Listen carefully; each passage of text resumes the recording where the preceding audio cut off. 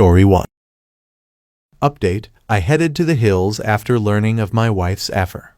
Original post: I don't exactly know why I am writing this, but now that the events are over and done and I've moved on, maybe it will help someone. In February 2018, I, 30 male, discovered my wife, 30 female, her affair after we had been married for 3.5 years. I had a contract job that involved a lot of travel times, but also allowed me to work from home when I was back. My wife had a very well-paying job as a director of a technical sales firm.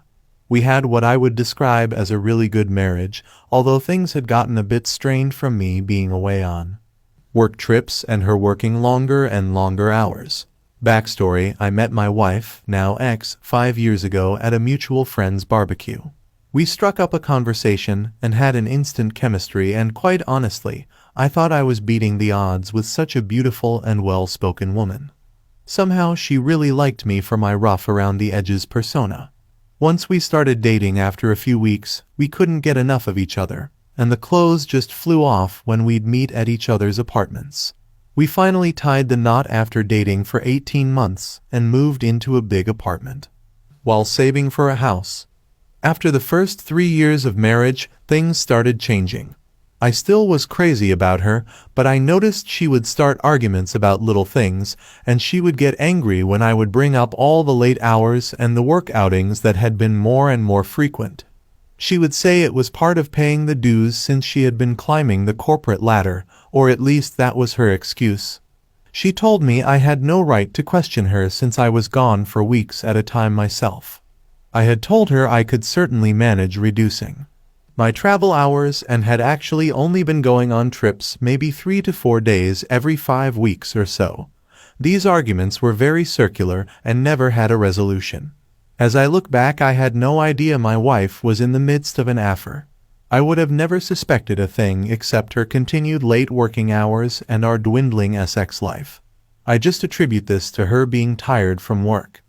However, my ego had taken a beating from being turned down frequently when trying to initiate sex.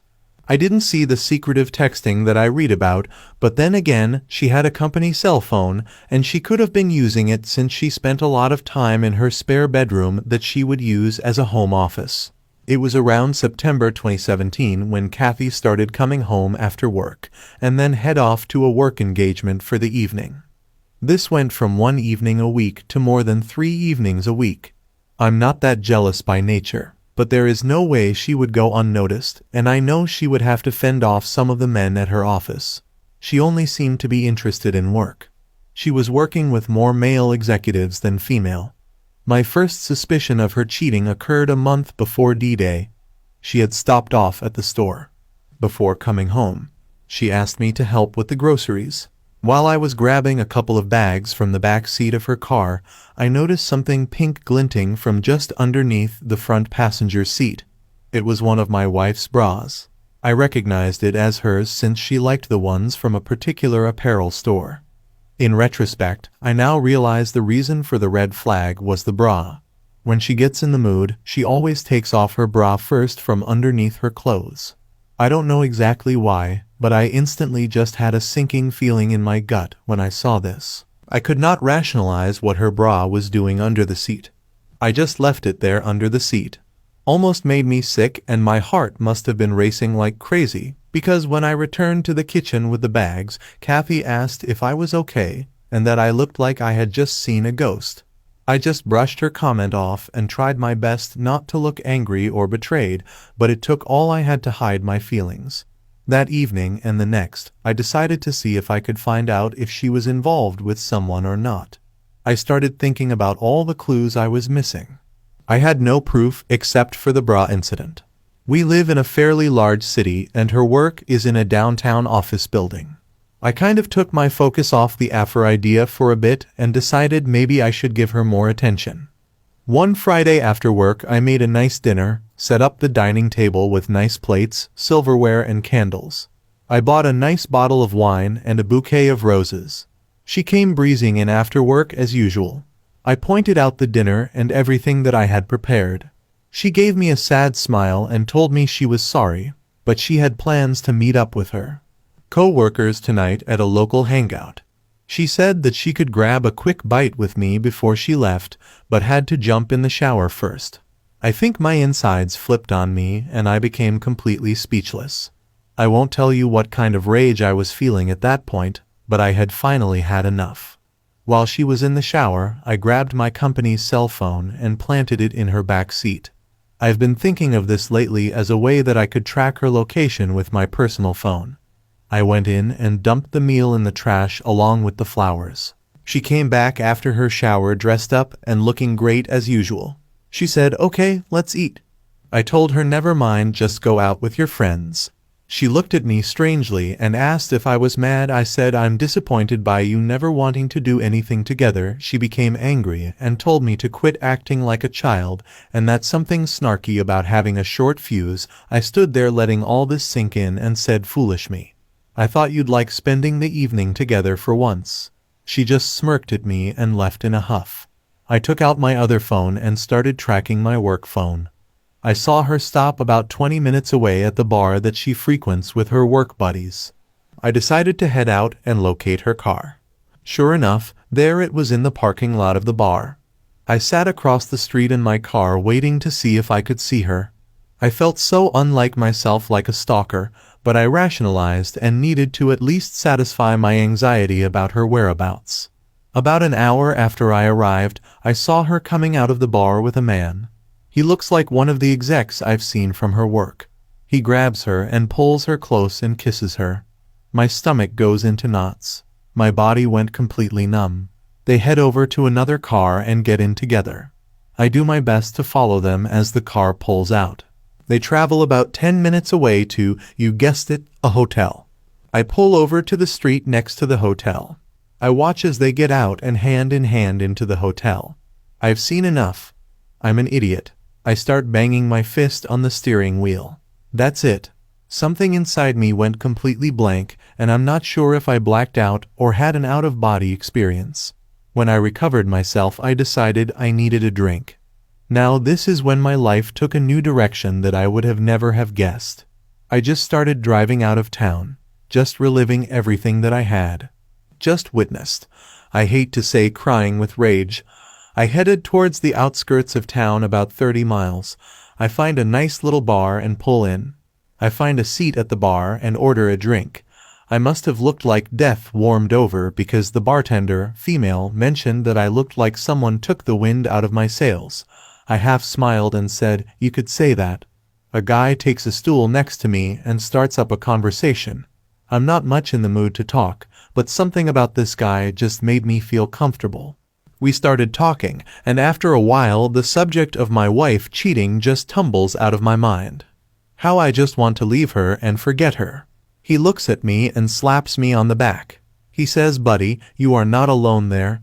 Happened to me a few years ago. I believe that sometimes these things happen for a reason. And let me tell you, your life can now change either for the better or the worse. It's entirely up to you at this point. Something about him saying this really shook me out of my glum mood. I mean, I know I'm hurting, but I've always been able to see things logically, and he's so right. Now we introduce each other. His name is Ray. He is kind of a country guy, but is just the sort of salt of the earth type that I really respect. He asked me when I'm going to move out. I guess it never occurred to me to even think that far ahead. I know I don't want to be around this woman anymore, and I do have this fight or flight feeling coursing through me. Ray says, "I feel very sympathetic to your situation and have an idea. If it comes to it, and you feel like you need to leave at some point, I've got a travel trailer sitting on my property. It's not great, and it could use a bit of fixing up. Why don't you come check it out and see if you could see yourself living in something like that? Temporarily at least, I'll make you a great deal on it. I even have a nice piece of property that you can park it on. You would be doing me a favor to keep an eye on it for me. It might do you some good to get away from your situation, just a thought." It took me a minute to register this idea. The bartender had been overhearing the conversation and smiles. "HLL honey," she says, "if I could have escaped my crazy ex-husband years ago, I would have jumped at the chance to go live in his trailer. Anything to just get my head on straight. I feel like I've stumbled into the twilight zone, but maybe this is exactly what I need." I tell Ray, yes, I'll think about it and maybe check it out. We part ways after a bit and make plans to meet at his place in a few days. I started to feel like I have a piece of perspective and a chance for getting out of what I believe is a nightmare, mixed in with a heavy heartache. One thing is for certain, there is no way I'll ever want to be with my wife again. Cheating is such a vile thing to me and always has been the one thing that I believe I would never tolerate. I got home after Kathy that night and sat on the couch. Kathy came out and asked me where I've been. I turned to her and asked her where she's been. She says, I went to go grab drinks. Asked her point blank, are you having an affair? She looks a little startled, but regains her composure and says, no, why would you ask me of that? I tell her I heard that she may be involved with someone from work. She asks who told you that. I tell her someone that I know but would not divulge the name. She just tells me you are being ridiculous and that I'm drunk and delusional and asks me where I've been. I tell her I went out to a bar to have some drinks with friends. She just stares at me wanting to ask more, but just heads to her bedroom and goes back to bed. I decided to sleep on the couch since I now have confirmation that she's been lying for months to me. I didn't sleep at all and started picturing her with this guy in bed, and I'm disgusted and hurt and feeling sorry for myself. However, I start thinking about Ray's trailer. It's almost a revelation, and the idea of it just made me feel better. I must have something wrong with me, but the pain that I was in, the fight or flight mode, just instinctively kicked in, and the flight part won me over. The next morning we don't speak much and go about the weekend as if nothing had happened. A few days later I made the plans to meet up with Ray. I met up at Ray's place.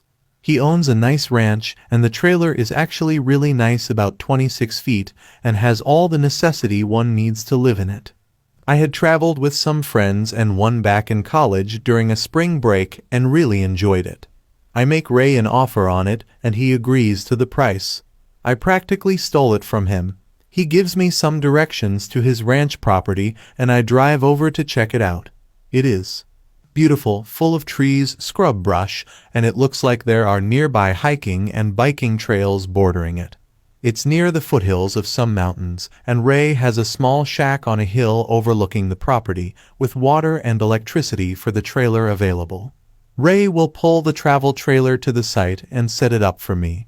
I try to get Kathy to come clean during the next few weeks, and all I get is gaslighting. I even point blank tell her that if I find out she is cheating, there is no going back. This has the opposite effect of driving her deeper into her after fog and blistering me in denials. The denial is so bad it almost made me laugh. I have no physical proof of her cheating and kick myself for not at least taking some photos of the two of them. As I go through this mental agony, I come to the conclusion that I want out of this marriage. Rather than let Kathy know how I feel about things now, I just start making plans. I started stealthily taking my belongings out of the apartment while she was at work and moving them over to the trailer. This at least makes me feel like I'm taking action. I did notice a change in Kathy during this time and has been acting nicely around me. But in my mind, too little, too late. As she continued her little company outings after work, I decided I too needed a break. In fact, as she was heading out for the evening, I also got dressed around the same time. She looked at me and asked where I was going. I just said I was meeting up with some friends. She started to ask, and I just told her she didn't know them, and she wouldn't enjoy all the shop talk. This is exactly what she would tell me when I would ask her if I could join her at one of her office outings. She kind of had a hurt look on her face and says, "Okay, have a nice time." I said I definitely would. Between working on the trailer and meeting up with Ray at the bar, I've started to make more friends. In fact, it has led to some fun times with a great group of Ray's friends and family. And in case anyone asked, I decided I would moderate my drinking so I don't develop any bad habits. It would be so easy to drown myself in pity. Around this time frame, Kathy tells me that she has to go on a trip for the work during the following week. Ask her who is all going. She tells me the executive team and some department heads. I just look at her and tell her I hope she has a really great time with her boyfriend. I kind of wish that I hadn't said that. It started a lot of arguing back and forth. In a lot of ways, I wish I knew more about her after partner. But as Ray put it to me, in the long run it doesn't matter who the other guy is. It only matters that she decided to step out on you. She burned down the marriage. She can own it or deny it, but facts are facts, brother. Damn, Ray should write this stuff down and publish it for the betrayed. Her work trip provided me with the opportunity to move the rest of my stuff out completely. So after Kathy left for her trip, I gathered everything that I had left of any value and put it in my vehicle.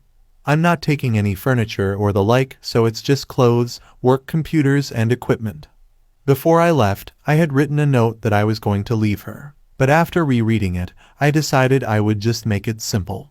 I grabbed a piece of paper and wrote, "I hope it was worth it." I placed my wedding ring on the top of the note, sitting on the kitchen table. I felt a huge weight come off of me. I felt free, no more hiding the truth. I know I will have some baggage to deal with, and some hurt to get over, but I have time to heal now. I just need some space and need to get her out of my life as quietly and quickly as possible. I'm not proud that I never confronted her more or pulled a confession out of her. I never got to yell and scream and curse her after confessing. I had come to the conclusion in my mind that she didn't deserve me. She disrespected everything that we had, our future plans, our history. We were saving for a house and a future family. All that is gone now. No going back. I don't owe her a damn thing.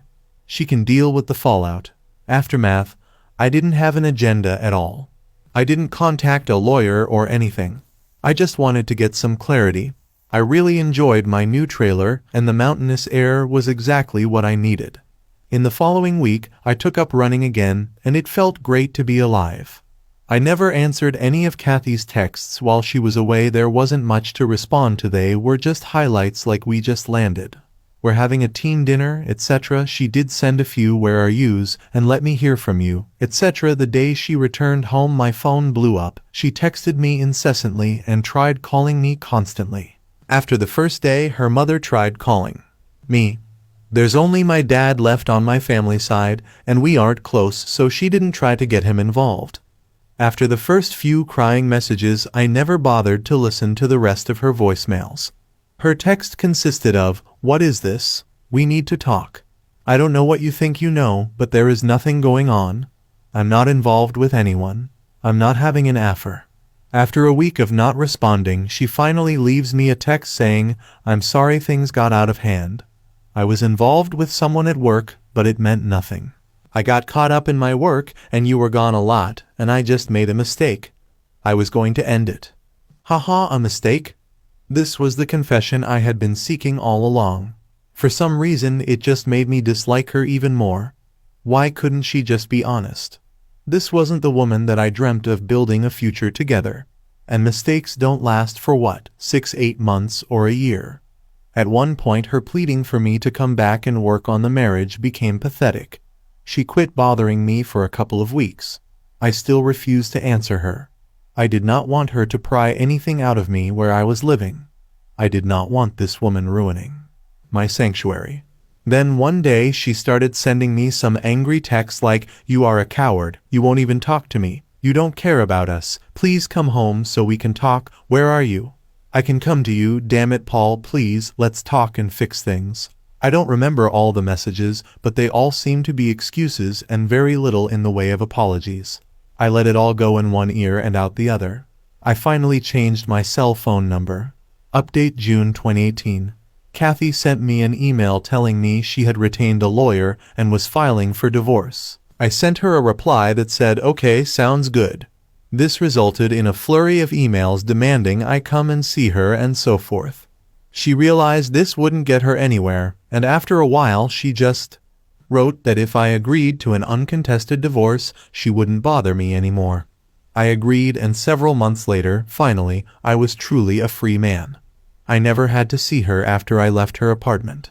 No closure for either of us, but it seemed like that was more important to her than to me. For a few months I did think of her sometimes, and yes, the pain would appear out of nowhere, like if I heard a song come on the radio that we used to listen to, etc. But eventually I just stopped thinking about her. Update 2. Well, I'm officially divorced. Things are really good now. As a matter of fact, I met a great girl. As I was out on a run, the trail down the hill from where I live, I helped her change a flat tire, and we really hit it off. She is amazing and cute as HLL, though a few years younger than me. She loves my lifestyle and calls me her mountain man.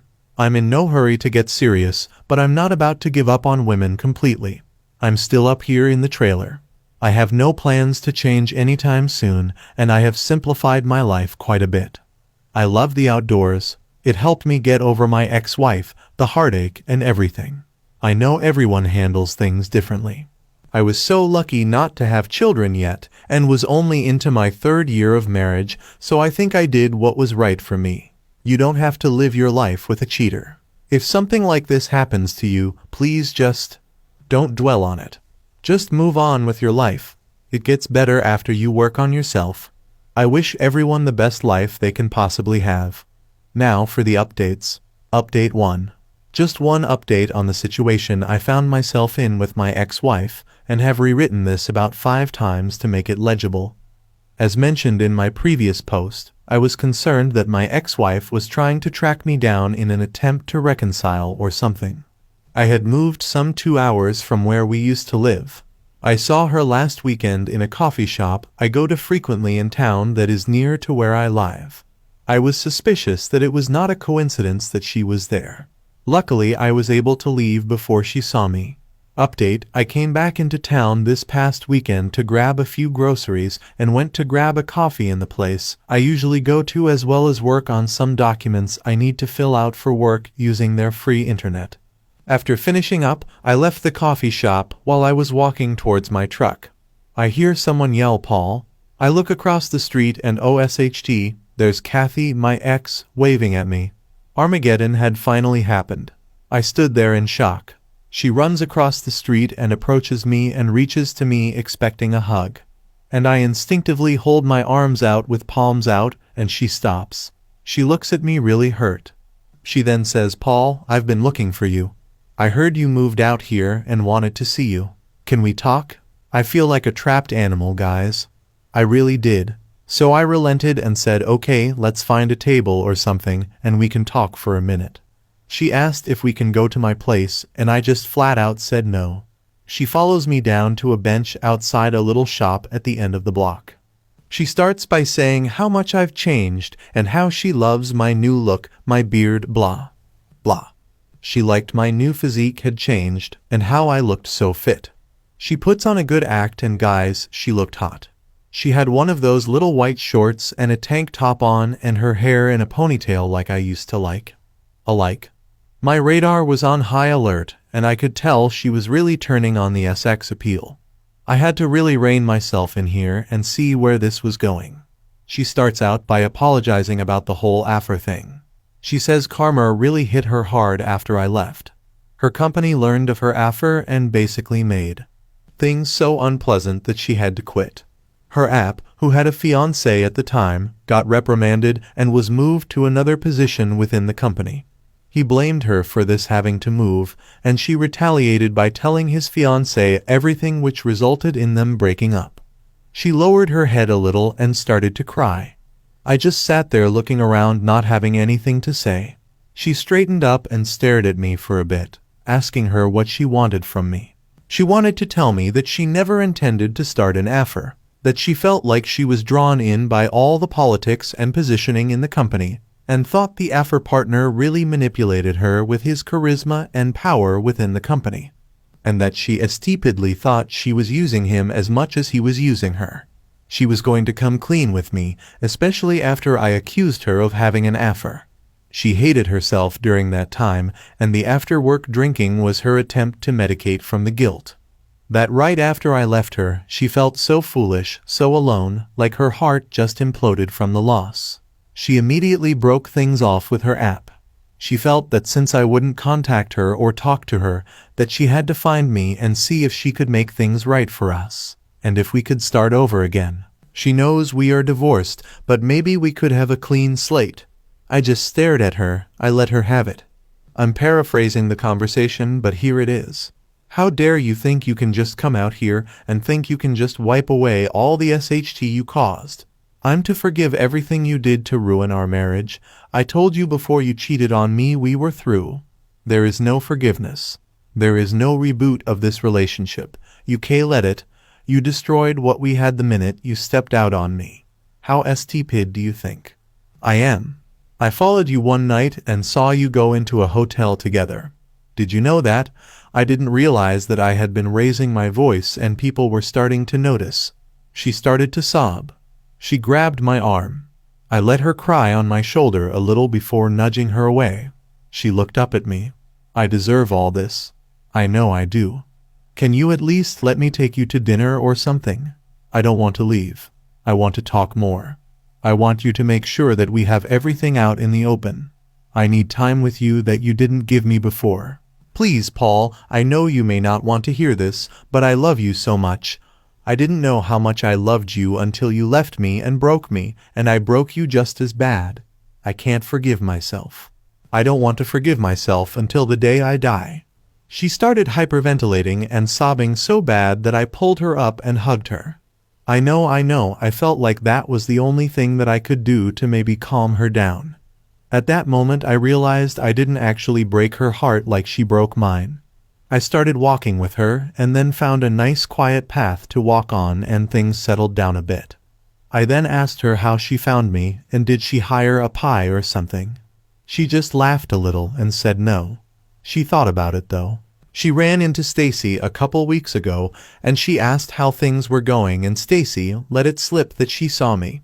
Kathy made her spill every single detail. Stacy didn't want to tell her because I told her not to, but she wouldn't let her go until she did. But all she really knew was that she saw me here in town and that I lived somewhere in the vicinity. So she started coming here on her days off to see if she could find me. She really blushed when she said that. I kind of chuckled. That damn Stacy can't keep her trap shut. So we did go to dinner. We found a nice little place with a patio, and I made sure that we didn't drink anything. I didn't want any excuse for her to soften me up or claim that she was too drunk to drive back. We actually had a good talk. Afterwards, I walked her out to her car. She wanted to stay and pressed me hard on it and wouldn't relent. She hadn't been with anybody since I left and swore up and down I was the only one that she wanted. I told her no, it's still way too soon for me to go down that road. She begged to see me again, but I was non-committal. I gave her my new email address, but that was it. She wanted my phone number, but I told her no. You'll just blow it up with texts and calls. She cried about that one. She said that she would be back in town next weekend if I was interested. I didn't say anything to that. She said that she will email me and tell me all the details of when and where. Before she left, I asked her point blank if she would forgive me if I had done the cheating. She sat there thinking and said yes, she would in time, but only if we saw a marriage counselor, or if we could work through the healing process with lots of talking and maybe even a binding agreement. I said, okay, maybe I could do that 5 to 10 years from now. She said if that's what it would take, she would wait. She then took my hands in hers, looked me in the eye, and said something that really surprised me. She said, damn it, Paul, I will always love you and will do anything to prove it. At that, she left. I'm still so shaken by that. She said it was such a conviction. I still can't see myself back with her. I feel better though. Right now, I can't even see her as a friends with benefits thing. Maybe a friend, but damn, I just don't know if we could ever make it work again. Don't call me a chump because second chances are rare in my book. I went home and had a nice long run and a few beers and felt I was in a good place now. Can someone guarantee me that she wouldn't ruin that? I don't know. I just don't know. It's too fresh on my mind, but I have the luxury of time to sort all this out and get some perspective. Update 2. Okay, so this will probably be my last update.